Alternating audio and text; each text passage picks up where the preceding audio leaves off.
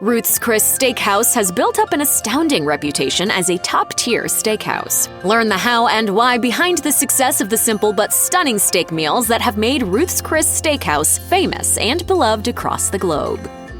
When it comes to Ruth's Chris Steaks, it's hard to replicate the magic without a kitchen gadget that successfully delivers a serious amount of heat in the right manner. To that end, it's worth knowing that, as Dine magazine reports, Ruth's Chris founder Ruth Fertel happened to also be a physics and chemistry buff, having earned degrees in those subjects. She put this knowledge to good use in the steak business by designing a unique type of broiler to cook steaks at an ultra-high temperature of 1,800 degrees Fahrenheit. The steak might also briefly hit the oven afterward if the customer requests one that's cooked beyond the medium range. A former chef for Ruth's Chris Steakhouse confirmed via Quora, each steak is broiled in special broilers made for Ruth's. This enriches those flavors by cooking at a very high temp. To those who are unfamiliar with advances in kitchenware, it's kind of a big deal. According to Fine Cooking, infrared broilers are unique because they get very hot very quickly and tend to heat more evenly than traditional gas or electric grills and stoves. Is there anything butter doesn't improve? This dairy section all-star doesn't miss a beat when it's time to make a steak really sizzle and shine. Ruth's Chris Steakhouse does not shy away from the old butter tray either. According to the New York Times, Ruth Fertel sealed the deal with her steaks by insisting her kitchen staff top every single piece of steak with a generous portion of butter prior to serving it. Apparently, this always ensures the most flavor possible out of the experience. This isn't just some unconfirmed bit of folklore about Ruth's famous matriarch either. As a Quora member who worked at Ruth's Chris explained in a thread, their little trick is they put clarified butter on the steak as it is leaving the kitchen. They go on to say that this tactic also adds to that sizzle factor the restaurant is known for, adding, "The plate is scorching hot because they keep them in the oven and the room temperature butter hits the plate and sizzles for effect." Ruth's Chris restaurants take on a wet aging process for steaks, in which the meat is refrigerated for up to 28 days at a temperature designated by the Ruth's Chris Steakhouse culinary team. The steaks are then immediately sealed to keep in all of the meat's juices and sent to the restaurant in that state. It's never frozen at any point in the process. Aging allows enzymes to break down so that the ultimate result is a more tender piece of steak. Colin Shive, the current general manager and former executive chef at a Ruth's Chris Steakhouse location in Chesterfield, Missouri, talked about the process on St. Louis' Fox 2 News. Once the beef is processed, we age it 28 days to develop the flavor and the tenderness. So it seems this deliberate aging technique is the standard protocol for every Ruth's Chris location.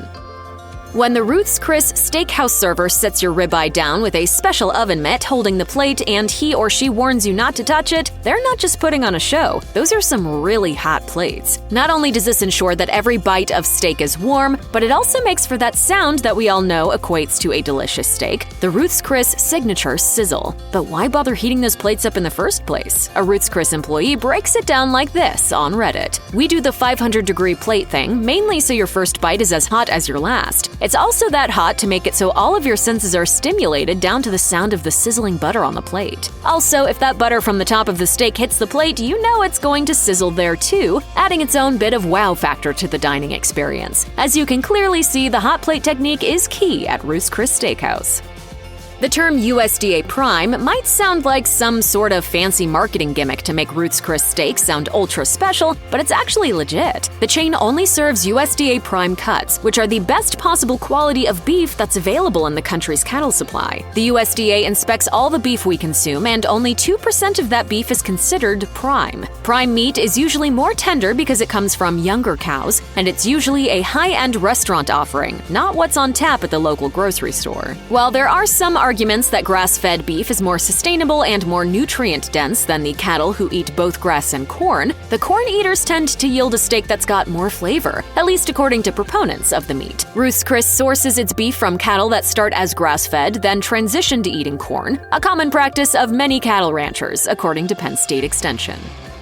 Ruth's Chris Steakhouse founder Ruth Fertel is still put on a pedestal by the restaurant more than a decade after her death, and rightfully so. Her original restaurant in New Orleans created a system that clearly works, at least in the eyes of the restaurant's many diners and its executives. When former CEO Craig S. Miller took the reins in 2004, he told the New York Times, "The first thing I did was get a little plaque to put on my desk that said, 'What would Ruth do?'" According to a Redditor who worked at the steakhouse, the restaurant strives to continually maintain her her standards, saying, "Honestly, the company rarely deviates from anything Ruth implemented herself. I think we will always have the family-style sides, sizzling plates, and butter in almost every food item." Ruth Fertel once told the Orlando Sentinel that the secret to running a successful steakhouse is being very, very consistent with your food, that and giving good service. Most would agree that her legacy of top-notch service and consistently delicious food has definitely lived on. You can go into any Ruth's Chris Steakhouse around the country or around the world, and you're always going to get a consistently great meal because they get and serve the best of the best.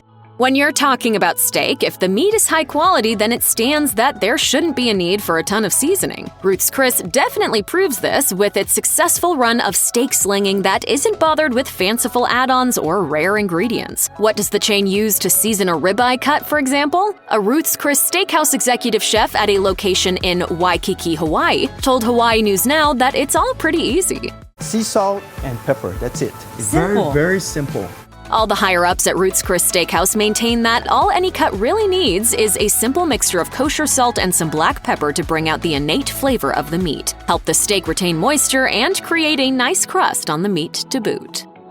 Perhaps one of the secrets to Ruth's Chris Steakhouse founder Ruth Fertel's initial success was her determination to become an expert in every single aspect of dealing with beef. Per the Phoenix Business Journal, she basically taught herself how to be a butcher and made it her mission to only serve large cuts of steak in her restaurant. A keen eye toward cutting the meat to perfection is a standard the steakhouse chain has continued long after its first steaks were served back in 1965. The cut of the steak still matters at Ruth's Chris today, and the technique for cutting is likewise executed with precision. Ruth's Chris Steakhouse also prioritizes thick cuts, insisting that the thicker cuts are less likely to dry out during the aging and cooking process. While it may be true that fresh meat isn't necessarily superior to meat that's been frozen, there are inherent advantages to using the fresher stuff. These include a reduced risk of the meat texture changing during thawing and some possibly enhanced nutritional benefits, though that last point may still be up for debate. All told, it's still considered a real gamble to serve meat that's been frozen. That's a risk that Ruth's Chris Steakhouse just isn't willing to take with its USDA Prime corn-fed beef. Ruth's Chris prides itself on serving steaks that have never been frozen, so considering how tasty the steaks are, there might be something to the argument that fresh is better than frozen when we're talking about beef. As the saying goes, you usually get what you pay for when it comes to quality and service at a restaurant. The same goes for Ruth's Chris Steakhouse, which is truly a culinary experience and not merely a place to chow down on some meat. As such, you can anticipate spending a lot of money knowing that your meal, and in particular your steak, will be made to order. This is yet another reason why Ruth's Chris steaks are so delicious. The chefs there never ascribe to a one-size-fits-all mentality when preparing a given meal. Perhaps the only caveat here is having to definitely know what you like when it comes to the doneness of your meat. You'll also have to trust the process, like sometimes ordering a steak that's slightly undercooked because, in the case of Ruth's Chris, the meat will continue to heat up by the time it gets to the table because it's resting on that piping hot plate. This is part of the magic, though, along with that legendary tongue-twisting name. Later, Ruth admitted, "I've always hated the name, but we've managed to work around it." Is it the dry-aged meat, that flashy finishing sauce, or is it just your mind playing tricks on you? Steaks at home never seem to hit quite like they do at a restaurant. Here's why. Butter, such a simple and widely used ingredient. Yet when it's softened and mixed with just a few other fixings, it transforms into a complex bomb of fat-sealed flavor known as compound butter. A wide range of different ingredients that can include things like fresh herbs, roasted garlic, citrus zest, brown sugar, lime juice, and chili peppers are whipped with butter to inject a massive amount of extra flavor into it. Restaurants often use compound butter to enhance the taste of everything from chicken and waffles to cuts of steak. In fact, according to Anthony Bourdain, the reason why everything at restaurants tastes better generally comes down to one thing: butter, and lots of it. There's a good chance that when you order a nice steak from a great restaurant, compound butter was involved somewhere along the way. Some steakhouses like Fleming's even offer diners a choice of different types of compound butter to choose from for their steaks, like smoked chili butter or herbed horseradish butter. Aside from the flavor it imparts, a dollop of compound butter can also add some highly appetizing visual appeal to the plate. Be honest, is there anything more mouthwatering than the sight of compound butter seductively melting down the charred edges of a freshly grilled steak? The flavor-packed compound butter that the kitchen whipped up to baste your beef with is a big reason why that restaurant steak of yours tastes so unbelievably delicious. Knowing the right people and having the right connections comes with certain privileges in life, even when it comes to steak. Restaurant owners often depend on big distributors and meat processors for their cuts of steak. The direct relationships with meat suppliers give kitchens special access to top-notch beef products. Now, doesn't that sound like something you should get in on? Not so fast.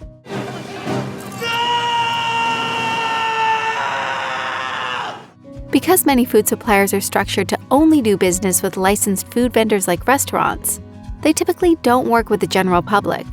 Though there are still some distributors who will sell directly to consumers. Some of these operations, like the one at Miami Beef, are truly impressive in their size and scale, producing up to 100,000 pounds of beef over the course of an 8-hour shift, with the ability to customize orders. Having direct access to some of the highest quality cuts of beef in bulk makes it much easier for restaurants to pump out consistently great steaks from their kitchen. So when you go out to eat at a steakhouse, you're not just visiting a restaurant. You're essentially being handed the keys to some special cuts of meat that might be difficult to track down at the places that you normally shop. You may have heard the term sous vide before, but if you're unaware of what it means, allow us to enlighten you. Sous vide, a French term that translates to under vacuum, is a cooking method that involves submerging vacuum-sealed food in temperature-controlled vessels of water. There are several advantages to using this method, such as being able to cook food to a precise level of doneness while maintaining its moisture and succulence. You also don't have to babysit food while it's cooking sous vide. The machine does it for you. Takes a real genius to f*** up the sous vide, David, let me tell you. The sous vide cooking method can be used for a variety of dishes with all kinds of different ingredients. But where it shines the most might just be steak. According to Food and Beverage magazine, it's very common for steakhouses around the country to pre-cook steak using sous vide. The reason so many chefs use sous vide for steak is that the temperature settings allow for precise temperature control and dependable, consistent results. Sous vide makes it possible for restaurants to keep partially cooked steaks warm by the stove, ready to be finished on the grill as orders come in, all while maintaining tenderness and the ideal temperature.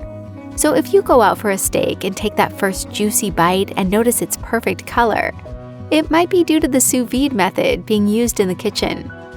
Fortunately, there are plenty of commercial sous vide devices you can buy for your home kitchen if you want to try to approximate one of the restaurant industry's best tricks. As you can imagine, pans play a big role in the cooking process. Different types of pans have their own unique strengths and weaknesses, depending on the material that they're made from. While cast iron pans can last a lifetime, they're also heavy to handle. And even though stainless steel pans are more lightweight, they also require more oil to prevent food from sticking.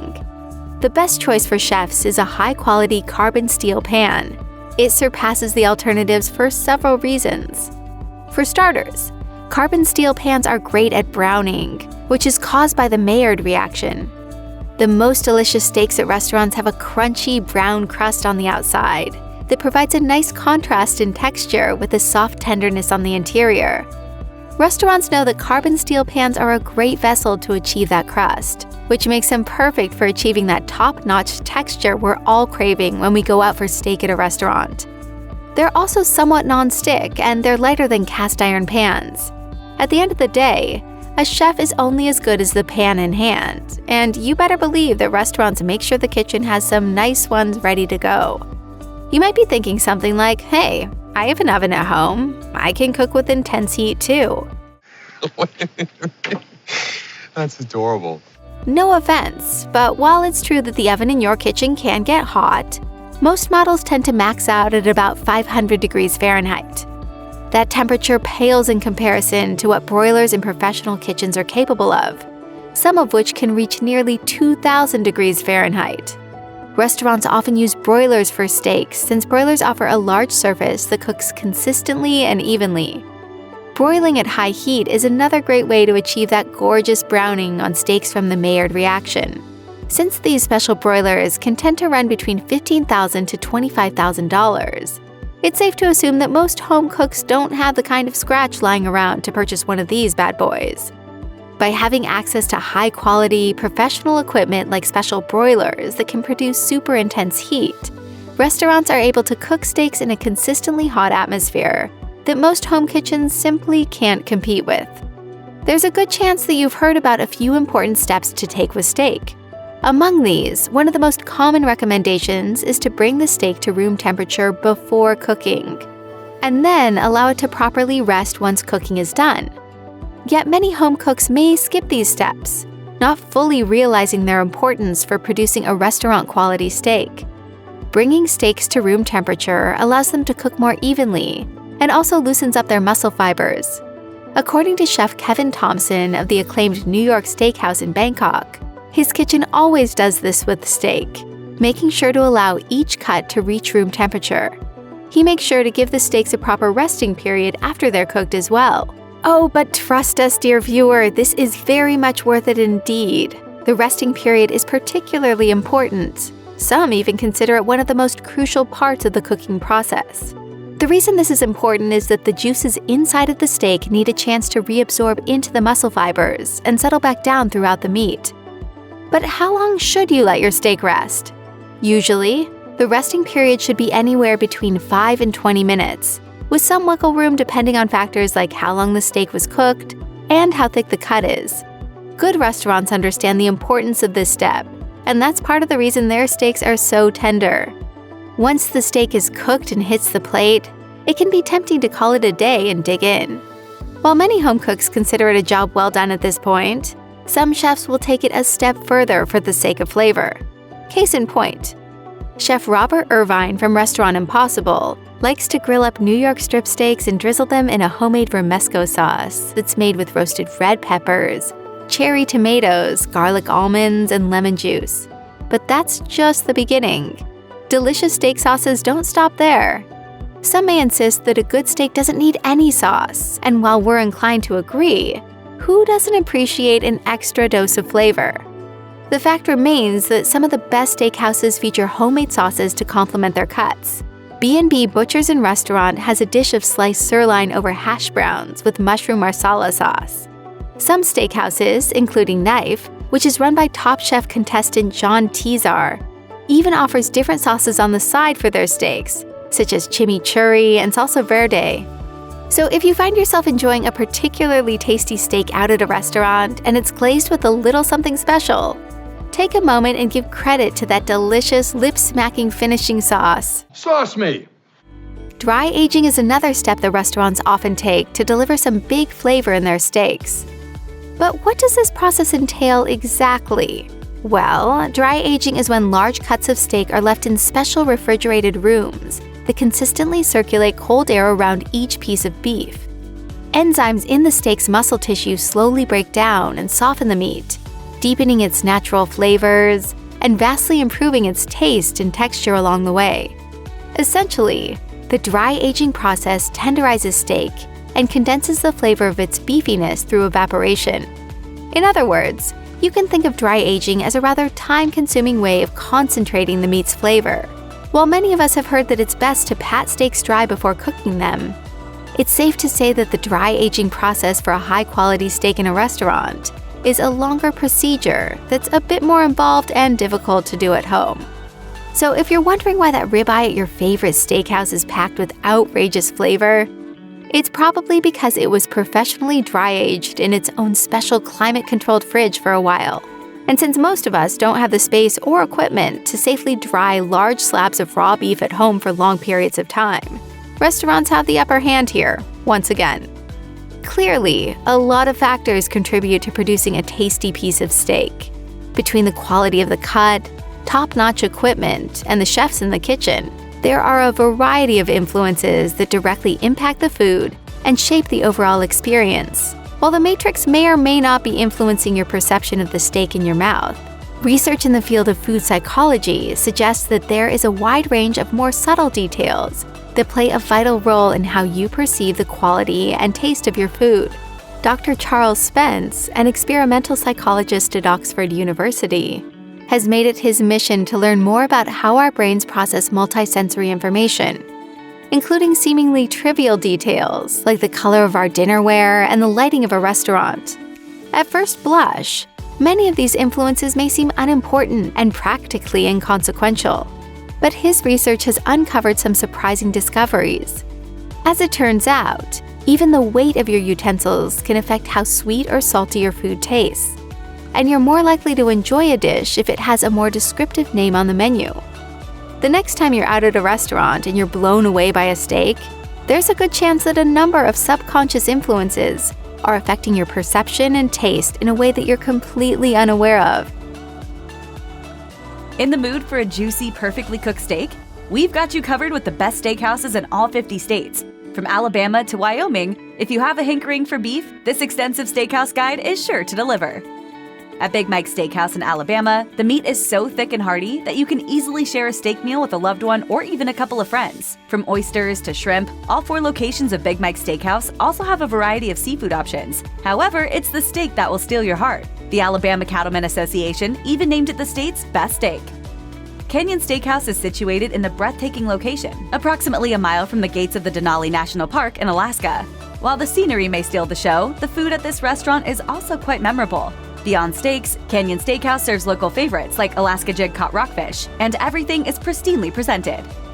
Durant's in Arizona has been a family-owned institution in the city of Phoenix for 70 years. Beyond its old-school appeal, Durant's also has fabulous steaks that you'll reminisce about for days on end.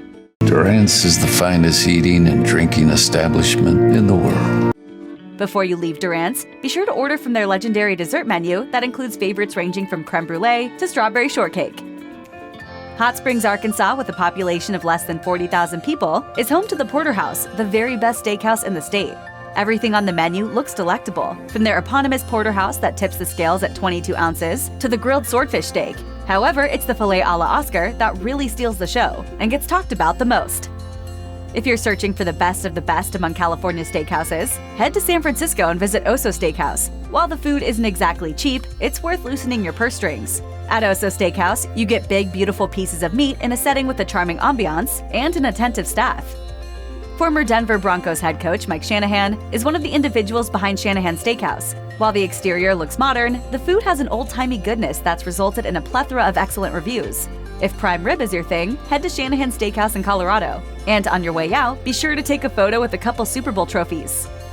Connecticut-based Joseph's Steakhouse is the brainchild of Croatian immigrant Joseph Kustra, who learned the way of the steak from New York's best steakhouses. Joseph's Steakhouse is stubborn about using only high-quality meat, and they specialize in gigantic steaks. For example, you can order an 88-ounce T-bone platter that should be able to feed 4 adults, or 3 if you're really hungry. Found in Wilmington, Delaware, Walter's Steakhouse is a family-owned eatery with an exquisite reputation. The owner is known to personally make sure that you enjoy each and every meal. Whether you are in the mood for lamb chops or lobster tails, you can find it on the menu for Walter's Steakhouse. If you want a recommendation, the prime rib gets consistently high marks. While Linda's La Cantina Steakhouse in Orlando, Florida may look like a cafeteria when you first enter the building, there's only seriously amazing steak and other items that will make your mouth water with delight. While everything on their relatively simple menu is worth ordering, it's the La Cantina Large T-Bone that is the cream of the crop.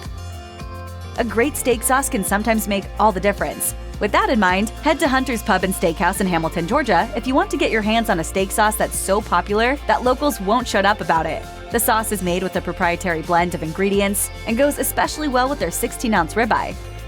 High Steakhouse gets great reviews, and not just because it sets up shop in Waikiki, Hawaii. Customers point to the seafood as the must-try item on the menu, specifically the ahi sashimi and the pistachio-crusted scallops. It's been around for an excess of 4 decades and is famous for its classy fine dining experience. If you're on a budget, at least try one of this steakhouse's glorious desserts. Shall we cheers and then dig in? Yes, let's do this. All right, cheers. Yes. This is a great day at work.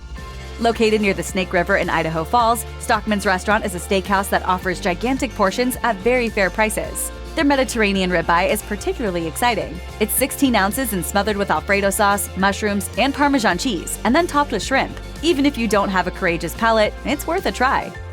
While Chicago has a lot of outstanding steakhouses, you need to go about 45 miles away to the city of Lake Zurich to find the best steakhouse in Illinois, which has roots that date back to the 1920s. On their menu, Belo's Steakhouse gives you hints about what you should pick, including a 24-ounce bone-in ribeye, the barbecue bacon burger, and baby back pork ribs. St. Elmo Steakhouse is iconic. Gentlemen, welcome to the Steakhouse of St. Elmo. Tonight we eat something's flesh. I want meat! While its exterior is aesthetically pleasing enough to tempt you to visit in Indianapolis, it's the amazing food that you will cherish in your memories, as many visitors claim it's the best steakhouse anywhere in the entire world. While this eatery has plenty of steak options on their menu, splurge for one of the prime dry-aged steaks. At Iowa Beef Steakhouse, you can watch an expert prepare your steak on a grill while you ready your taste buds for an amazing meal. As the name of the restaurant suggests, they only use beef from Iowa. The prices of everything made on the grill are very reasonable, with entrees starting at around $15, and the choices range from teriyaki sirloin to barbecue pork ribs. Be sure to make a detour to Baxter Springs if you're ever in Kansas. It's the home of Van Steakhouse, the best steakhouse in Kansas by far. Their ribeye steak gets good grades for its size and its freshness. Van Steakhouse also has a smoky mesquite sirloin that has caused a lot of attention to be focused on this hole-in-the-wall steakhouse. Lexington, Kentucky's locally owned Blue Heron Steakhouse is proud of its chic and cozy vibe. Reviews not only appreciate the atmosphere, but also the delicious meat, the tasty sides, and their impressive array of cocktails. Start off with a yummy appetizer like char-grilled Louisiana-style oysters or jumbo lump crab cake before trying their porterhouse steak for two. Louisiana Superior Steakhouse is modeled after elegant and upscale restaurants found in Chicago. However, once you look at the menu, you'll be pleased to see the Louisiana influence, as this fantastic restaurant has local favorites like Louisiana crawfish cornbread and a wide variety of shrimp dishes. But of everything, it's their dry-aged ribeye that gets talked about the most. It may seem bold when some place gives themselves a simple name like the Steakhouse, but this restaurant in Wells, Maine has every right to be extremely confident. While the food is reasonably priced, the Steakhouse doesn't cut any corners. They have an ambitious menu with everything from steaks and ribs to Italian offerings, and reviewers can't get enough. With a history that dates back decades and the lovely decor to match, you'll be thrilled with Lunessa Steakhouse before you even take your first bite of food. Once you dig into the food, though, your love will only multiply for this Annapolis, Maryland landmark. From the filet mignon to the broiled Atlantic salmon filet, the food at Lunessa Steakhouse is adored. Don't let the corny name fool you. Moo is a spectacular steakhouse located in Boston, Massachusetts. Although it's a relatively new restaurant, it is already making waves that can be felt from coast to coast. In fact, it was named as one of the best steakhouses in the nation. And the Japanese A5 Wagyu sirloin will blow your mind. Bodie's Chop House has 3 locations in Michigan, and all 3 are fully capable of knocking your socks off. Another new kid on the block, it didn't take long before people from all across the state were stopping by to taste the food. While a lot of goodies on the menu may catch your eye, the filet mignon is undoubtedly the most popular dinner option. While the prices on the menu will make you do a double take, Manny's Steakhouse in Minneapolis, Minnesota is a place where true fans of eating steak should plan to visit. Be sure to ask to see their meat cart so that you can get an idea of what you're ordering. The portion sizing can sometimes be overwhelming, but not if you come hungry. Marshall Steakhouse can brag about being voted Mississippi's best steakhouse by the Mississippi Beef Council and the Food Network. Consider taking on the Marshall Challenge. If you finish a 72-ounce sirloin, your meal is free. But fail or not, your taste buds will be thrilled. While the atmosphere at Matt's Steakhouse is laid back and you'd never confuse it for a fancy eatery, the tasty food will catch your attention. While the steak is as good as you'd expect from a steakhouse on this list, don't miss out on the chicken. If you ever find yourself in Missouri, halfway between Kansas City and St. Louis, don't skip Matt's. Montana knows a thing or two about beef, and Lolo Creek Steakhouse is considered the best steakhouse in the state for a few good reasons. The portions are large and obviously crafted with care. Whether you go with the Alaskan King crab legs or the huge Montana steak, you are sure to leave this restaurant completely satisfied. In Ashland, Nebraska, Round the Bend Steakhouse is located in the middle of nowhere, but their amazing steaks make it worth the drive. From the satisfying grill marks to the magnificent taste, all your senses will be overjoyed. If that's not enough, since 1993, Round the Bend has held something called the Testicle Festival that includes a quote, ball eating contest. Yum! If you're in Nevada, a trip to the Golden Steer Steakhouse should be on your to-do list. Once your plate of food is in front of you, your appreciation for the Golden Steer and its decades of service will only increase. From the shorthorn to the double-cut lamb chops, everything tastes phenomenal. Buckley's Great Steak gets superlative reviews, with excited customers pointing specifically to the high quality of the waitstaff, the atmosphere, and of course, the food. Buckley's Great Steaks is owned by a husband and wife duo in New Hampshire who have successfully reached their goal of serving great steaks at fair prices. In the small township of Little Falls, New Jersey, stands a big name in the world of restaurants, Rare the Steakhouse. This steakhouse is known for the way they perfected the art of cooking steak exactly to your specifications. And don't worry, despite the name of this eatery, you don't have to order your steak rare. You might not expect a steakhouse to be the place where you can find great Mexican food, but at La Ventana Steakhouse in Grants, New Mexico, that's exactly what you can expect. It's a great choice if you want a typical steakhouse experience with a memorable steak and a glass of wine to go with your Mexican food. Peter Luger Steakhouse is the best steakhouse in the state of New York, and possibly the best in the country. With a history that dates back to the 1800s, Peter Luger Steakhouse has earned a Michelin star and has routinely been rated as the best steakhouse in the area. While you'll pay a pretty penny at this restaurant, it's totally justifiable. Vinny's Steakhouse and Tavern stands out from the pack. The atmosphere is relaxed and allows you to eat your wonderful cut of meat and drink your glass of wine in peace. Beyond wine, this tavern located in Raleigh, North Carolina, also has whiskeys, scotches, martinis, and yes, beers that will kick your dining experience up a notch or two. After being converted from an old barn to a steakhouse back in 1946, the excellent reputation of the Ranch Steakhouse in North Dakota drew in customers from miles around despite being in a town called Devil's Lake. Even with its growth in popularity and prestige, this restaurant still looks like an old barn, but also serves fancy food that will keep your taste buds entertained. The key to Ohio's Lock 16 Steakhouse is the value. When it comes to getting a great piece of meat at a fair price, you can't beat this place. From barbecue ribs to filet mignon, the menu is packed with great deals, including unique burgers that are worth a try, including the Chipotle Ranch Burger. Oklahomans are very serious about their meat, and if you ask the locals for their top choice, Cattleman's Steakhouse gets first-class reviews thanks to its gigantic portions, tasty meat, and excellent service. We provide uncompromising hospitality and sort of a family feel to our guests when they come in to dine with us. They must be doing something right because they've been around since 1910, and bad steakhouses don't last that long in the Sooner State. Ringside Steakhouse has been the go-to steakhouse in Portland, Oregon for more than 75 years. It offers a comfortable atmosphere and food that can compare to any steakhouse in the United States. This longtime favorite in Portland shows no signs of slowing down. In addition to their food, their wine selection has drawn further recognition to Ringside Steakhouse. After their grand reopening in 2014, their reviews for 1700 Degree Steakhouse have improved to the point that it's now without question the best steakhouse in Pennsylvania. From their colossal shrimp cocktail to their T-bone steak, to the truffle lobster mac and cheese, to their Atlantic salmon, you're sure to find something on their menu that will draw you in. There's no doubt that the best steakhouse in Rhode Island can be found in the city of Providence, where Mills Tavern reigns supreme. Welcome to award-winning Mills Tavern. People love everything about this steakhouse. From steaks to seafood, their selection impresses. The drinks are good too, as Mills Tavern also has won awards for their collection of wines. Carolina Restaurant is a fantastic steakhouse hiding in an unassuming brick building. From the friendly employees to the steaks, the reviews simply couldn't be much better for this Chesterfield, South Carolina restaurant. In fact, many reviewers say Carolina Restaurant is the home of the best steaks anywhere in the area. Tucked away in Rapid City, South Dakota, is a steakhouse that deserves to get national attention. You'll know you've made it to Dakota Steakhouse when you see their iconic buffalo. While this restaurant makes it clear that their specialty is steak, they also have extremely unique choices like walleye fingers and elk ravioli. For nearly 40 years, the Butcher Shop Steakhouse has been a must-visit destination just outside of Memphis, Tennessee. All the beef they use in this restaurant is grain-fed, and it's all barbecued over a bed of charcoal. Their results are dependably delicious. If you're feeling bold enough to try and do your own grilling, they'll sell you high-quality cuts of meat directly.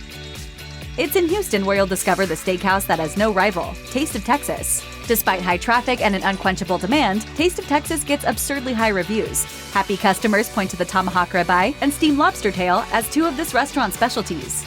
Grub steak? Strange name maybe, but give this steakhouse a chance. It's located in Park City, Utah, with beautiful surroundings and even better food. When your dinner hits the table, you will be amazed by the presentation and the quality. As for a recommendation, the bison tenderloin is wrapped in bacon and will have you dreaming about it days after finishing your meal. In Rutland, Vermont, you'll find a charming eatery called Southside Steakhouse, where you should only order one item. They have other good food, mind you, but nothing compares to their dry-aged bone and ribeye. Southside Steakhouse dry ages their steak on site for at least 3 weeks. You've probably never heard of Culpeper, Virginia, but this town is a place where all steak lovers should go at least once. Piedmont Steakhouse serves beautiful food that is extraordinarily tasty. Located in a brick building that's more than 120 years old, this restaurant gets outstanding reviews. Since Churchill Steakhouse opened their doors in downtown Spokane, Washington in 2007, they've been met with a flurry of positive reviews. No matter what you order, from the braised beef tips with mushroom risotto to the stuffed free-range chicken with herbes de Provence, you won't be disappointed. Prime 44 West was created to honor the hometown hero and basketball legend Jerry West, and it successfully does just that. Not only is Prime 44 West easily the best steakhouse in West Virginia, but it's also even been named the best restaurant in the entire state. Located in the Greenbrier, a luxury resort with jaw-dropping mountain views, it's popular with celebs from around the world. Milwaukee Steakhouse is a no-frills restaurant that cherishes the fact that they offer a relaxed dining experience. If you visit, you won't think it's anything special until the food arrives. That's when you will know you have made the right choice. The steak is as tender as any meat that you can find anywhere, and Milwaukee Steakhouse's reviews are consistently great. Gun Barrel in Jackson, Wyoming is everything you'd expect it to be if you judge it by the name. The steakhouse is decorated with shotguns, cowboys, buffalo, and eagles. The fun continues when you take a look at the menu and see options such as venison bratwurst, bison carpaccio, and velvet elk. How do you like your steak? According to Longhorn Steakhouse, about 12% of customers ask for theirs to be cooked well done. But if this is you, you might want to think again before having that steak burned to a crisp.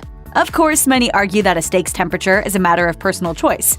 After all, if people like their steaks well done, shouldn't they feel free to order it that way? And it's true, the waiter isn't going to tell you that you're wrong if you ask for your steak well done. In most cases, they'll go ahead and make it for you. As one Chicago restaurant owner told The Takeout, "Personally, I think serving bad food is not okay, and that overcooking anything shouldn't be done. Some things are personal preference, and in the case of a basic steak, sure, burn it if the customer prefers that. Some restaurants might try to steer their well-done loving customers in another direction." A Minnesota-based tavern manager told The Takeout, "Our smoked chicken is fantastic, so if we can get somebody into that versus a well-done steak, we'll try to take that opportunity." But just what is wrong with a well-done steak? Well, heating up the interior of the steak too much hardens the muscle fibers and burns off a steak's juices, leaving you with a dry and tasteless hunk of meat. Instead, many chefs will recommend medium rare as the best temperature, since it maintains flavor and keeps those juices from drying out. And while it may not seem like much, the 25-degree temperature difference between medium rare and well-done steak can make all the difference when it comes to how the meat will actually taste. Of course, you might argue that well-done steaks are safer, since it's generally unsafe to eat meat that hasn't been fully cooked. But the U.S. Department of Agriculture says it's safe to eat steak at lower temperatures, as opposed to, say, hamburger patties and ground beef, which should generally be cooked well done. That's because there's a chance that bacteria has been mixed into the inside of a burger patty, which generally isn't the case with steak. But it turns out that cooking a steak well done might even be more dangerous than cooking it medium rare.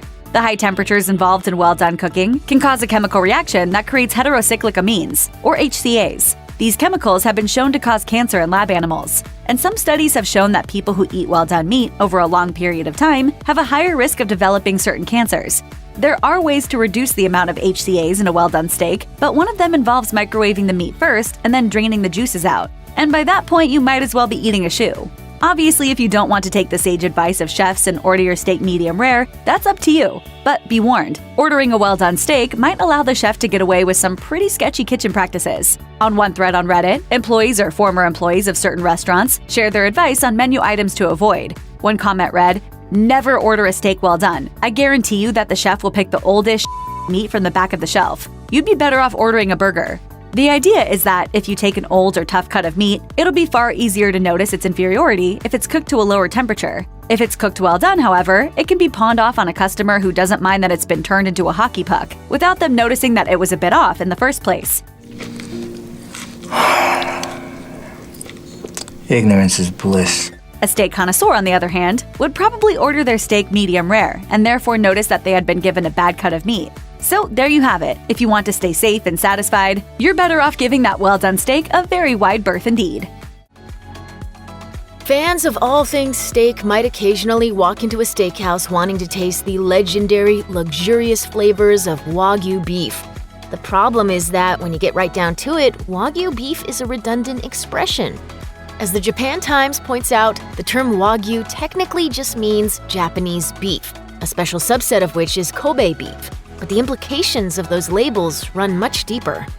The romanticized concept of Wagyu begins with a cow that's led a totally pampered life. Supposedly, the animal receives daily massages and exclusively consumes Sapporo beer, but as it turns out, the booze and belly rubs are mostly fiction. In fact, restaurants might be lying about the supposedly legendary beef on your plate so shamelessly that it's a minor miracle they haven't burned down from all the pants on fire fibbing. There's a good chance that you're getting an entirely different, inferior product. And that's not the only way steakhouses can totally hose customers. In 2012, Forbes called Kobe beef at U.S. restaurants food's biggest scam, noting that prior to 2010, the U.S. could only buy boneless fresh beef from Japan, none of which was Kobe. Steakhouses promising Kobe were selling deception at a premium. Up to that point, there was a blanket ban on importing Japanese beef. Since then, traces of Kobe have trickled into the US market, but in the years that followed, the deception continued. What makes this deception extra insidious is how expensive it is. A 2016 investigation by Inside Edition noted that Kobe beef sold for as much as $55 an ounce back then. Only 400 pounds of it entered the country monthly, but there was a ton of expensive bull going around at steakhouses. For instance, the renowned Old Homestead Steakhouse charged between $175 and $350 for what the Kobe Beef Association identified as bogus Kobe beef. When pressed on the matter, the owner responded, "You're getting hung up on what the name is." By contrast, customers might have been getting hung out to dry like aged beef. 3-star Michelin restaurant Le Bernardin in New York City reportedly charged $110 for what it advertised as Kobe beef. But when asked to show the Kobe beef certification, the manager vanished, much like the credibility of many steakhouses. But it's not just the type of beef that steakhouses could be playing games with. It's also the temperature of your slab of cow when it comes to the table. Medium rare beef has an internal temperature of 135 degrees after resting. Chefs and many diners consider that the ideal temperature for flavorful and tender steak, but not everyone hits that target. People make mistakes, and if you overcook a steak, an expensive cut of meat is suddenly wasted. That problem has led to some shady practices. According to the New York Post, some restaurants will undercook their steak on purpose, which has led to some food writers getting medium rare cuts that are almost raw, just so the chefs aren't accused of overcooking the meat. After all, if it's undercooked, they can just toss it back on the grill. If it's overcooked, they have to just toss it. Steakhouses may also use delicious tricks to convince customers that they're eating higher quality meat. For example, some restaurants might improve mediocre beef by covering it in butter, which is nice, but just means all the goodness is coming from the butter and not the meat. They may also label old steak dry-aged. They may use MSG or other tenderizers to hide the original toughness of the meat. Part of the problem is that beef itself is no longer in its prime. A rise in overseas beef consumption, among other factors, contributed to a decline in the amount of USDA prime beef served at steakhouses. Instead, they settled for USDA High Choice, which has less marbling and therefore less flavor. The diminishing quality of steakhouse beef is not a new problem. Even in the mid-1990s, food writers were lamenting the decline of American beef due to lax grading standards. Beef's waning popularity made it expensive to produce top-quality meat, so the USDA began grading it on a curve. Left with few choices besides High Choice, some steakhouses will milk their subprime beef for all it's worth, while taking a prime cut of your wallet. Ever decided that what you're really craving for dinner, or breakfast, we won't judge, is a nice, juicy steak? You could always hit up your local steakhouse, sure, but maybe it's a week from payday and you're not feeling like a big spender. Lucky you just remembered that the grocery store recently had a sale on sirloin, and you stocked up last time you went shopping. But how long is it going to take to thaw that steak before you can throw it in the pan? And do you absolutely have to thaw it in the refrigerator? Or can you maybe just this once try thawing on the countertop without courting a nasty case of food poisoning? And what's up with that microwave thaw button anyway? Is there any way to make sure that the microwave will actually just thaw your meat without starting to cook it? Whoa, too many questions. Too much confusion. Might as well just nuke another lean cuisine and throw that steak away. But wait, don't give up quite yet. According to Cooks Illustrated, the optimal thawing time for a frozen steak is exactly 0 minutes and 0 seconds. That's right, frozen steaks actually cook up juicier than the ones you've taken the time to thaw overnight in your fridge. Here's how to do it. Cooks Illustrated explains that the reason cooked from frozen steak fares better than thawed steak is because the colder temperature prevents overcooking while still allowing for delicious browning. They recommend that you sear your frozen steak in a hot oven-proof skillet for 90 seconds per side. The skillet should be pretty large, as a frozen steak will splatter more than one that's been thawed. In order to ensure even browning, you should also fill the skillet about an 1/8 inch deep with vegetable oil before heating it up. Prior to searing the steaks, preheat the oven to 275 degrees. Once the steaks are seared, transfer the skillet to the oven and finish cooking them for about 18 to 22 minutes. Test them to see if they're done with a meat thermometer. The thermometer should read at least 125 degrees for a steak that's cooked to medium rare. ButcherBox's Chef Yankel explained to Real Simple his slightly different method of preparing steaks straight from the freezer. He places the frozen steak in a bowl and runs cold water over it. While he's doing this, he preheats his oven to 400 degrees. He also sears his steaks in an oil-filled pan, but cooks them for 3 minutes on one side only. He then flips the steaks over and transfers them to the oven, where they finish cooking for 15 minutes. Once the steaks have reached the desired temperature, he lets them rest for 5 to 8 minutes before slicing them against the grain. The no-thaw meat technique also works for pork and chicken. For both types of meat and cuts of beef thicker than steak, Chef Yankel recommends you cook them at least twice as long as you would cook the same cut of meat were it thawed. You should, however, set the oven at a slightly lower temperature, as long as it's above 350 degrees for safety's sake. What is not recommended, however, is cooking frozen meat in your Instant Pot or other slow cooker. The USDA refers to temperatures between 40 degrees and 140 degrees as the danger zone. They warn that if you try to slow cook frozen meat, it will spend too much time in this unhealthy zone, which can allow bacteria to grow. It's always better to make sure you're cooking your meat in the safety zone. One more tip: should you not be able to finish your delicious, juicy steak dinner, there is a super easy way to reheat the leftovers. All you need to do is drop your leftover steak into a zip-top bag and immerse it in 130-degree water for about 5 minutes. Believe it or not, steak reheated in this method tastes very nearly as good as it did the first time around. With these 2 easy hacks, you'll be able to enjoy perfect steak at home every time. Steak is such a treat. It is the world's best meat. Big finish. Steak night. Steak is prized as the king of all meats, and it can be surprisingly affordable if you choose a less expensive cut. In addition to tasting delicious, steak is also very versatile and can be prepared in a number of different ways. The only real downside to a steak dinner can be the leftovers. Unfortunately, some time spent in the microwave can ruin even the most succulent of steaks. So how do you reheat the popular protein without it becoming tough or overcooked?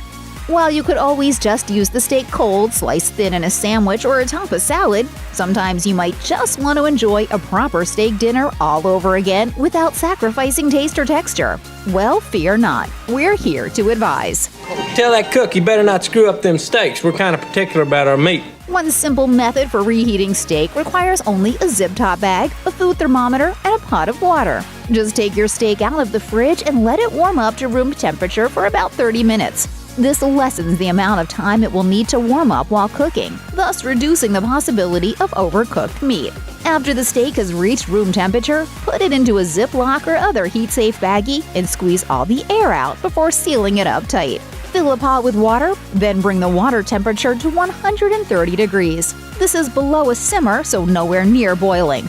Once the water reaches the right temperature, immerse your bagged steak and let it reheat for about 5 minutes, which should be just enough time for it to warm through. Basically, what you are doing here is using a simple sous vide technique without the fancy equipment.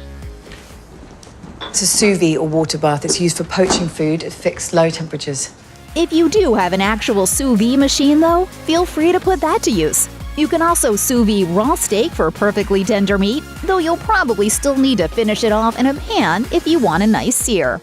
Then again, if you were to ask Food Network personality Courtney Rada the trick to warming up your leftover sirloin, she'd give you slightly different advice, telling First for Women, reheating your steak in the oven is the most foolproof method to ensure your leftovers are as flavorful and tender as they were the night before. In order to reheat via the oven method, you want to go with a low temperature over a longer time. Preheat the oven to 250 degrees, then place the steak on a wire rack, with that rack placed on a baking tray.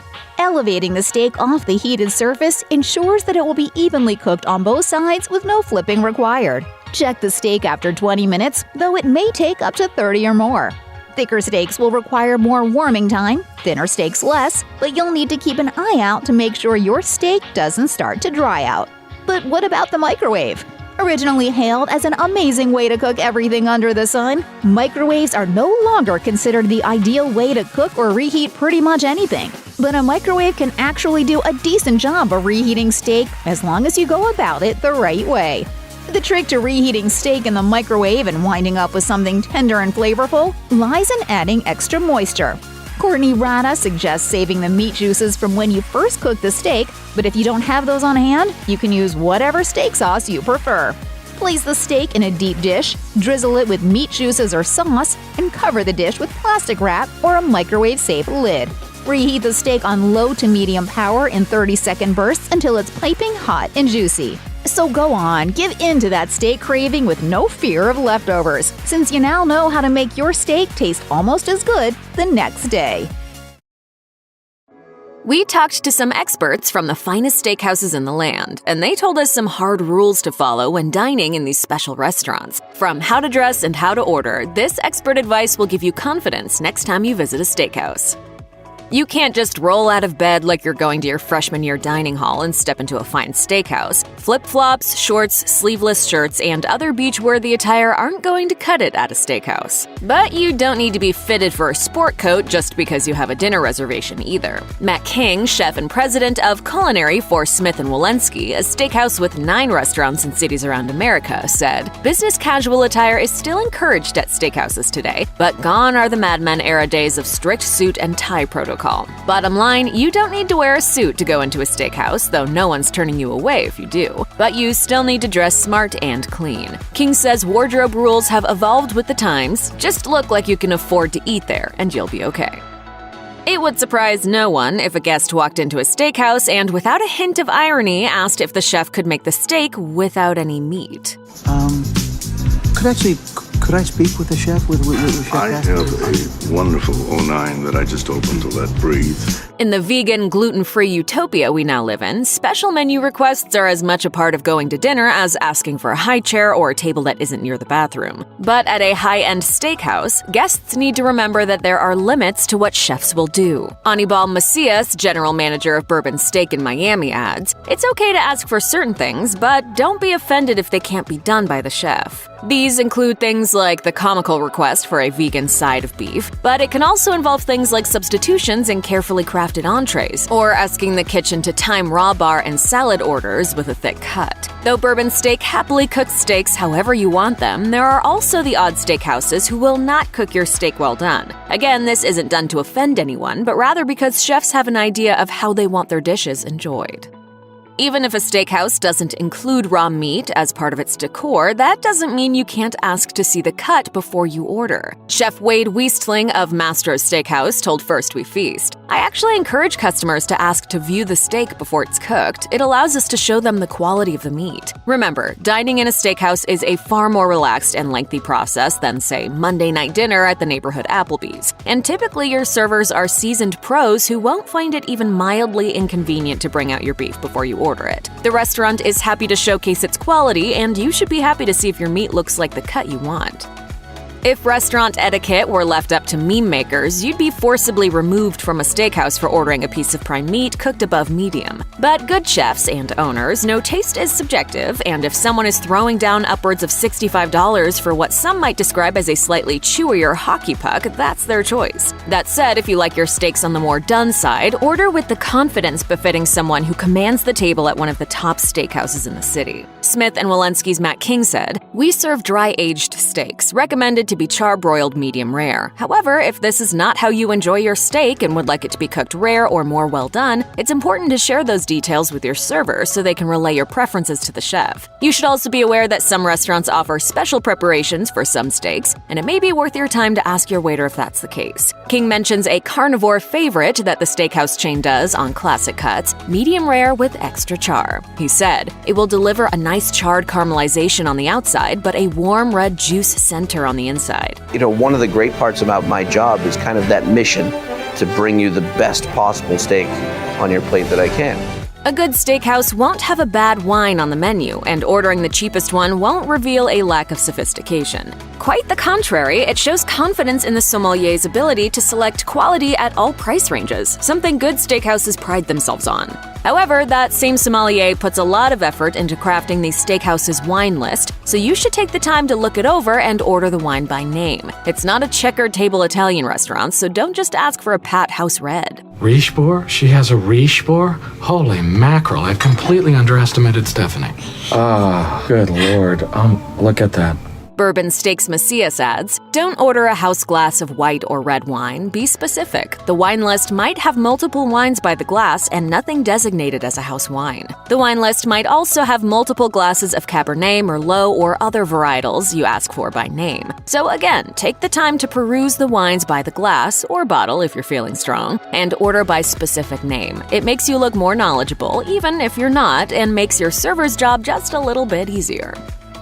A lot of words get slapped on steakhouse menus to make the end product sound more appealing. And while you'll almost never find low-quality meat in a fine restaurant, some of those words have specific criteria behind them that aren't always followed. Wagyu, for example, could refer to any cow from Japan. The kind most diners are looking for comes from a specific breed that metabolizes fat in its muscle tissue, creating exceptionally marbled meat. It'll usually be accompanied by an A4 or A5 rating. Same goes for Kobe beef. Kobe is a brand name for a certain type of Wagyu that comes from Kobe, Japan. Only 21 restaurants in America served it as of 2017. If you see words like American Kobe, it just means a Japanese cow bred in America and isn't the high-priced delicacy you may believe it to be. Additionally, Angus is a type of cow, but certified Angus beef is a special brand of beef that meets strict quality and marbling standards. Any Angus steak might be tasty, but without the word certified, nothing distinguishes it from others.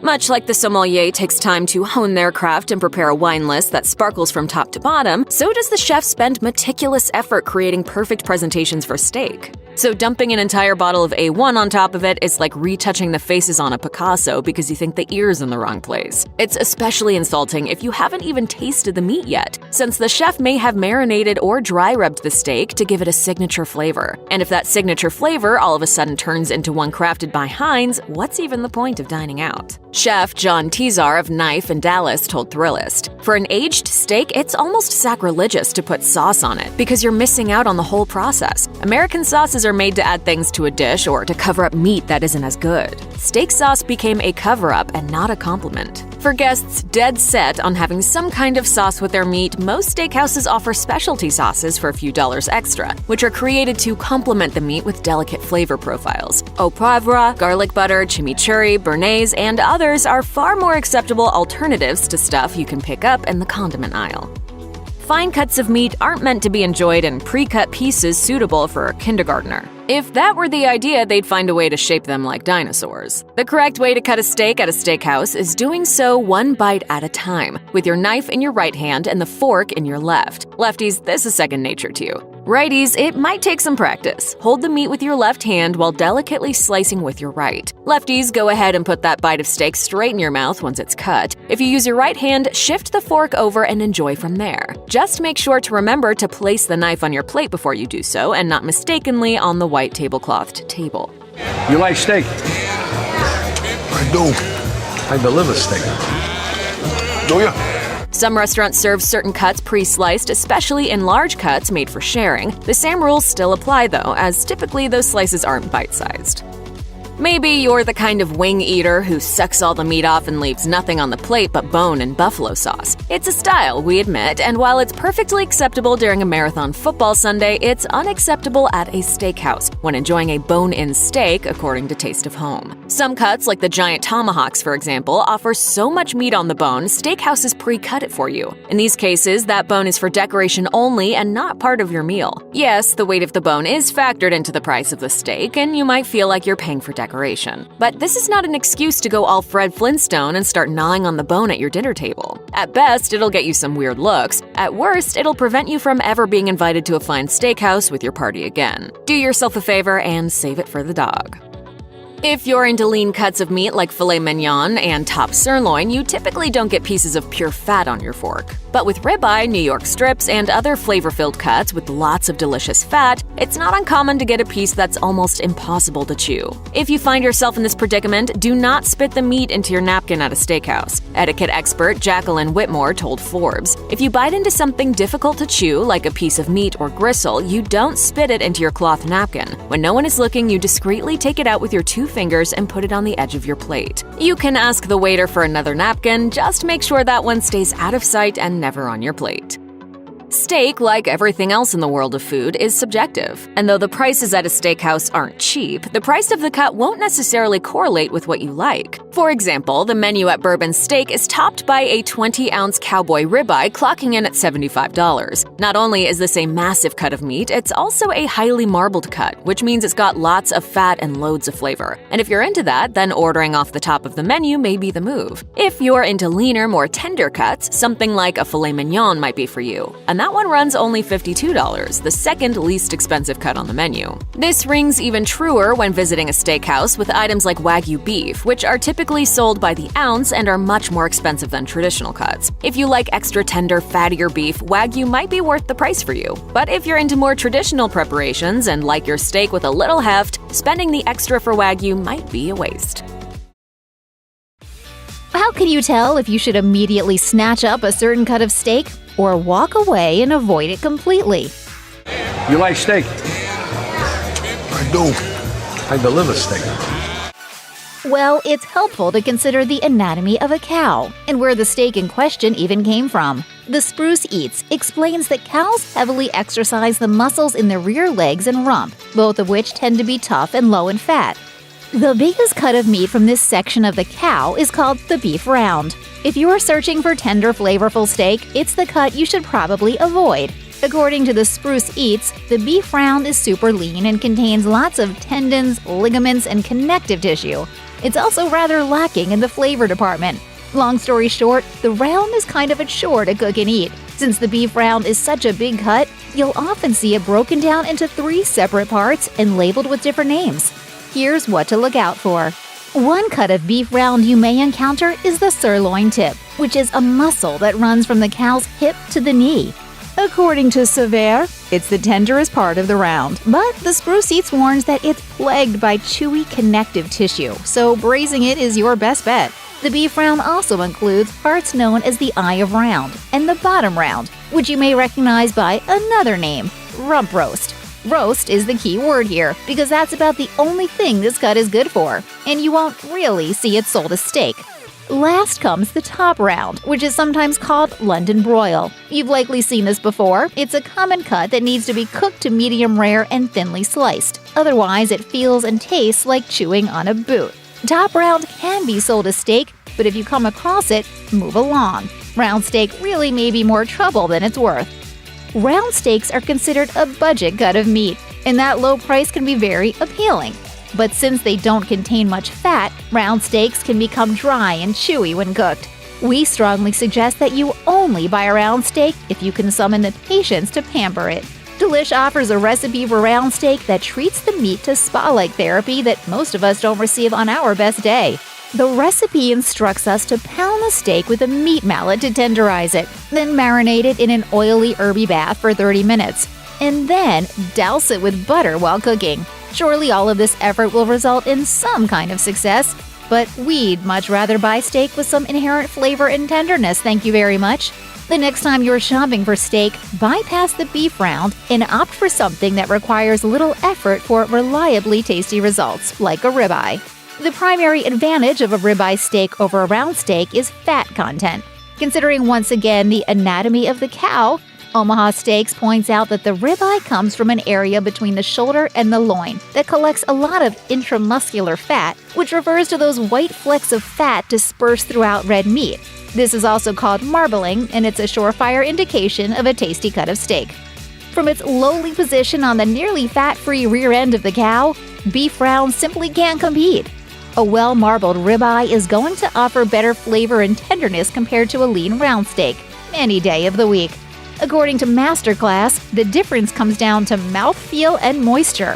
Fat is more tender than muscle fiber, so it creates a more desirable mouthfeel when we eat it. Additionally, those flecks of fat melt into the meat as it cooks, keeping the steak moist and juicy. So it seems the choice is clear. When shopping for steak, follow this simple rule of thumb. Go marbled or go home. Okay, now who's hungry? A good steakhouse should make the entire dining experience feel effortless and fun. There's nothing worse than sitting down at a steakhouse only to leave feeling disappointed or worse, upset because of a bad experience. Keep an eye out for these red flags. When you walk into a reputable, top-notch steakhouse, you can usually see and smell just how clean it is. The windows sparkle, your table is free and clear of spills and stains, the bar is not sticky. But if you walk into a restaurant and the surfaces look or feel grimy, you might want to turn back around and head somewhere else. Restaurants should be cleaning and sanitizing surfaces nearly constantly when they're open for business. Now, what's this about bathrooms? Look at it this way. The bathroom is one of the few places that members of the public actually see when they visit any restaurant. If this very public-facing spot is gross or not very well maintained, just think of the spots you're not seeing. the kitchen, behind the bar, and the stockroom, for example. If the restaurant staff isn't willing or doesn't have time to clean the bathrooms, they're probably not doing a great job cleaning in other places either. It's gross to think about, but likely true. Restaurant cleanliness and hygiene across the board throughout the entire restaurant are the keys to making sure germs, bacteria, and other nasty hitchhikers don't hop aboard your plate of food or your cocktail, then take up residence in your stomach. If you're paying an arm and a leg for a nice meal at a steakhouse, your server should be a true professional who is able to answer any questions you might have. If you're met with a dumbfounded stare, or worse, a shrug and an I don't know when you ask a question about the menu, it's time to hightail it out of there. What does steak mean? Pardon? What does steak mean? This is steak. At a high-quality steakhouse, your server should basically be your tour guide, talking you through the entire evening without being overbearing. If you truly don't understand how a dish is prepared or you've never heard of an ingredient before, your server should easily be able to fill you in without being judgmental. It's his or her job. At the very least, a wait person should politely and graciously acknowledge a gap in his or her knowledge, then find someone else who can answer your question. Their top priority should be keeping you, the customer, happy and satisfied. Look, we get it. Nobody and no steakhouse is perfect. Accidents happen. Mistakes make it to your table. Waiters accidentally say the wrong thing, chefs get busy, busboys can't keep up, bartenders misunderstand your order. But where a restaurant really has a chance to shine is how they react to those mistakes. Do they double down and get defensive, or do they calmly and clearly apologize for what went wrong, then outline a path forward for how they plan to improve? Do they offer to comp your meal or at least part of your meal? Give you a gift card for your troubles? You can tell a lot about a restaurant by how they respond to mix-ups and issues. If something has gone wrong and the manager refuses to make things right, it's probably time to find a new steakhouse. The best restaurant owners understand that keeping customers happy is one of the most important elements for success. Even little touches, such as giving you a free drink and some appetizers to munch on while you wait, can go a long way in the restaurant business. In reality, a restaurant is only as good as its reputation, after all.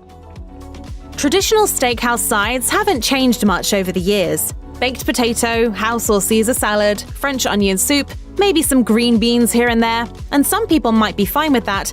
As the saying goes, if it ain't broke, don't fix it. But it doesn't have to be this way. One of the marks of a good steakhouse is an innovative chef who's putting his or her unique spin on the menu. Sure, you'll find those classic steakhouse sides on the menu, but you'll also have the option of trying something new and exciting. Side dishes don't have to be an afterthought, even though you probably came for the steak. These days, farmers love partnering with restaurants and providing just-picked vegetables from the farm, so why settle for boring and bland sides when you could be eating something that truly enhances your steak? There is nothing more frustrating than walking into a steakhouse starving, then waiting and waiting for a server to stop by your table to take your order. It doesn't happen all that often, but when it does, it's likely an indication that you're not at a very good restaurant. Why? Because keeping diners happy is the #1 job of restaurant servers, bartenders, hosts, and managers. If you're kept waiting at your table for what feels like an eternity, it likely means there was a breakdown in communication between the host who seated you and the waitstaff responsible for your table. Even worse, a waiter who walks by your full table multiple times and doesn't even make eye contact, or one that's just sort of hanging out, not doing anything but ignoring you. If your server is oblivious to a table full of people, what else might he or she be overlooking or forgetting? It's just bad news. If you've been waiting for your drinks or food for an inordinately long time, it's perfectly fine to stand up, walk over to the bar, pay for what you've already ordered, and boogie. And maybe ask to speak to the manager on your way out the door. After your server takes your drink order, brings over a basket of bread, and drops off any appetizers your table ordered, they'll next ask for your main course selection. If you order a steak, you're guaranteed to hear some variation of, "And how would you like that prepared?" Prepared? Oh, you mean cooked? Yes, sir. Cooked is most definitely what I should have said. Do excuse me, please. But if you say medium rare and your steak comes out well done or vice versa, that's a huge red flag. The steakhouse needs to get a lot of things right in order to be successful, but perhaps more important than anything else is actually cooking up a good steak. Sure, a good steak starts with a good cut of meat, but even a good cut of meat is no good if it's not cooked to order. Any steakhouse chef worth his or her salt can cook your steak exactly how you like it prepared, no more and no less. If your steak comes back all wrong, don't hesitate to send it back, and maybe try a new steakhouse next time. Wait, did that waitress listen to a word I said? This steak is medium rare. I asked for it medium. Any steakhouse worth its salt should have a sommelier on staff, a trained wine expert who can help you decide which glass of wine to pair with your meal. And if they don't have an actual sommelier, at the very least, they should take time to train their waitstaff and bartenders to make wine pairing recommendations. Sommeliers aren't just there to get you to spend more money on your meal. In fact, they go through months and months of rigorous training in order to be eligible for certifications that demonstrate their knowledge and expertise. Having the right wine with your meal can actually enhance the flavors, smells, and textures in your mouth, making it worth every penny you spend. If you're going to order some wine, why not make it count, right? If you're visiting a steakhouse without a sommelier, it's not a total deal breaker. But this may not be the restaurant you take someone you're trying to impress. You can tell a lot about a restaurant by how full the parking lot is or how many tables are full in the dining room or bar. When the steakhouse is full, we tend to assume that means it offers delicious food and great service. When the steakhouse is empty, we assume the opposite, that it's not very good and therefore not worth visiting. There's a reason why diners flock to one steakhouse, crowding the lobby to wait for a table while leaving another steakhouse down the road completely empty. Chances are, the restaurants have earned very different reputations, for better or for worse. This psychological concept is known as social proof, according to Fast Company. When we see a crowded steakhouse compared to an empty one, our brains interpret that as evidence that the steakhouse is clean, offers good value, and turns out delicious food. We like following in the footsteps of others because it gives us more certainty about the choices we're making. It's no secret that restaurants are notorious for oversalting the food they serve. In fact, researchers with the American Heart Association say that eating out is contributing to our overconsumption of salt across the board, at all different types of restaurants serving all different types of cuisines. If you're having dinner at a nice steakhouse, however, you'll want to be mindful of how the food on your plate tastes. A good chef knows that adding just the right amount of salt, not too much and not too little, can make a steak taste savory and delicious without hiding the natural flavors of the meat. Too much salt could be an indication that the cut of meat is not very nice, or that the chef just wasn't paying much attention during the cooking process. Either way, if you leave a restaurant with a dry mouth, you may want to think twice about visiting again. You see that color? You see how the pepper works, Carlo, huh? I am afraid, Signor Marco. Do not be afraid of the pepper. Spotty glasses or plates with food stuck to them? You should probably walk right out the door. Aside from being just plain gross, dirty utensils could be indicative of way bigger problems. It could be a sign of a broken dishwasher, which means that the restaurant doesn't have money to fix one of its most important appliances, or just didn't even notice that it wasn't getting dishes clean. It may also mean that the restaurant isn't following local health rules, which are put in place to keep diners safe and healthy. Chances are, if you're visiting a steakhouse, you're prepared to indulge and unwind.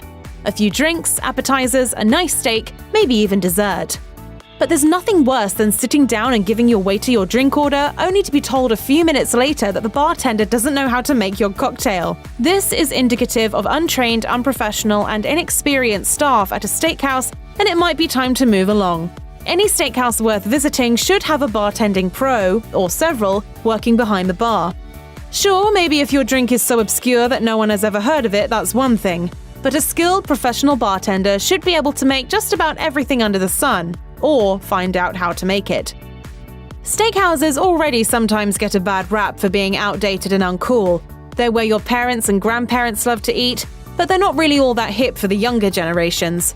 Without a creative chef in the kitchen, the menu items can become bland and predictable. Too heavy, too much salt, not enough vegetables. Another element that can make a steakhouse feel old and tired?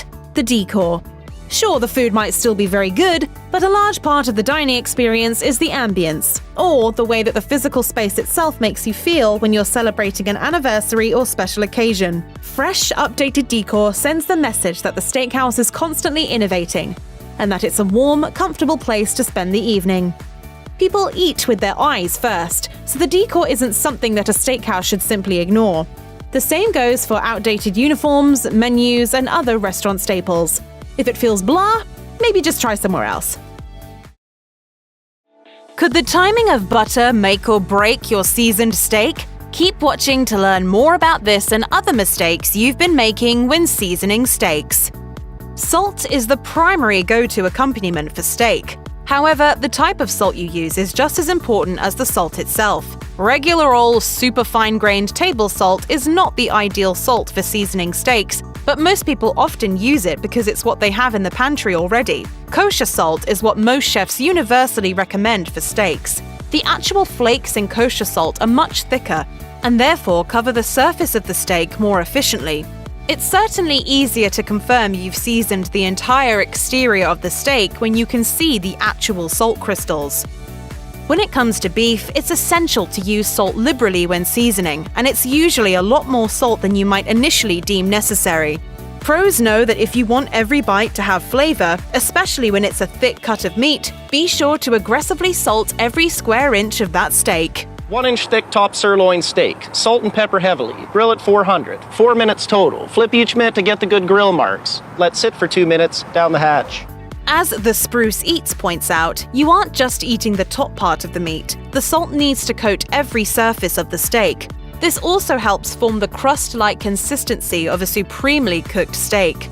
The exception to this rule of using a hefty amount of salt per steak score is if you're cooking dry-aged steak. Because the process pulls moisture out of the meat, not as much salt is required when steaks are prepped with this method. Some people advocate for seasoning steak just before cooking, while others suggest letting the seasoned steak sit in the fridge up to a day or even 2 days before cooking. Otto Wild recommends salting 40 minutes prior to cooking, again just before cooking and right after cooking. Regardless which path you choose, there is one move you should absolutely avoid.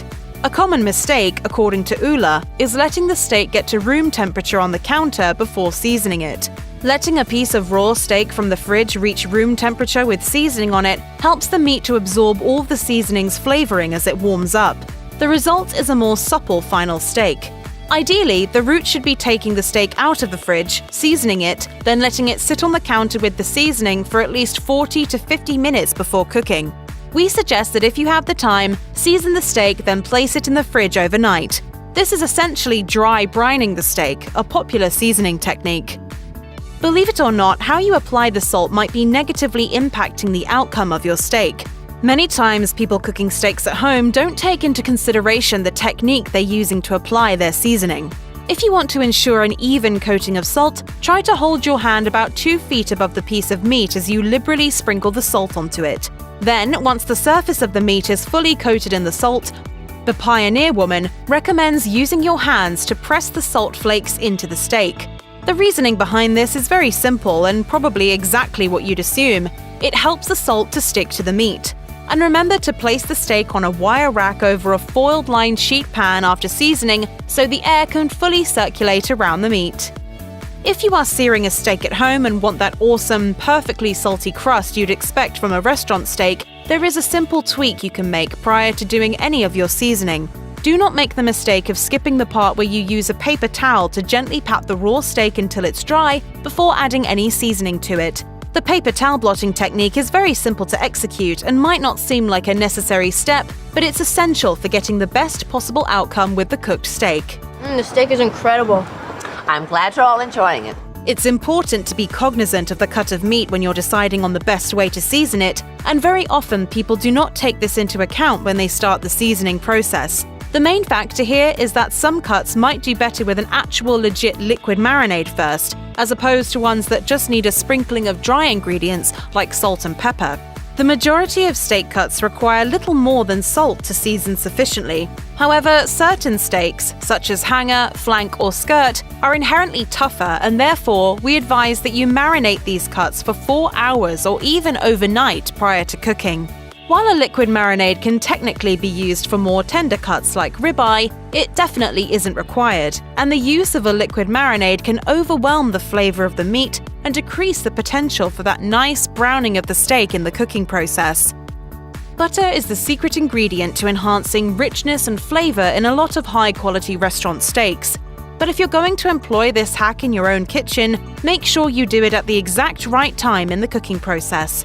Some folks might think that you can slap some butter on prior to cooking the steak and get juicier results. According to Kitchen Seer, the key is actually adding butter to the steak after it finishes cooking, then letting the meat rest a bit before serving. That resting period is a great time for the butter to melt over the top of the meat and yield a nice shiny sheen on the top. If you try to cook the steak with butter on it, you can end up with burnt-tasting steak because butter has a relatively low smoke point. If you really want to get wild, use compound butter, which is basically butter mixed with other ingredients to make it an even more flavorful steak.